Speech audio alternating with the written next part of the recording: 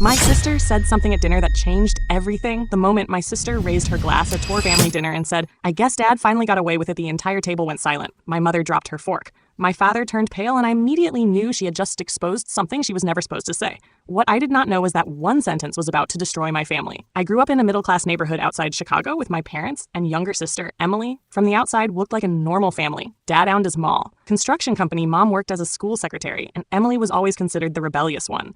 She spoke her mind and never cared who got offended. Because of that, everyone assumed her comment was another attempt to start drama. The dinner was supposed to celebrate my parents' 35th wedding anniversary. Relatives filled the house.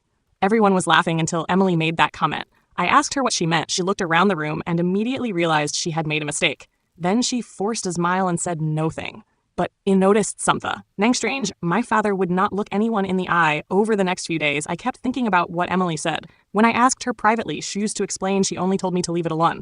That answer made me even more suspicious. Then things started getting weird. My parents suddenly began arguing behind closed doors. My mother cried constantly, and my father spent hours locked inside his office. One night, overheard my parents fighting and heard my mother yell, "I can't believe she finally said it out loud." At that point, I knew there was a secret. A week later, Emmy showed up at my apartment carrying a cardboard box. She looked exhausted. Without saying a word, he handed it to me. Inside were old financial records, court documents, and newspaper clippings. My hands started shaking as I read them. 23 years earlier, my father had been involved in a workplace accident, a ton of his construction sites. A young worker was severely injured after safety violations were ignored. The injured worker sued the company, but the cases suddenly disappeared.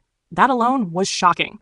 Then I found the settlement records. My father had correctly paid witnesses to change their statements. The injured worker lost the case and spent years struggling financially while my father's business continued growing. I stared at the documents in disbelief, but a worst part was still coming. Emily pointed to an old photograph hidden inside the box.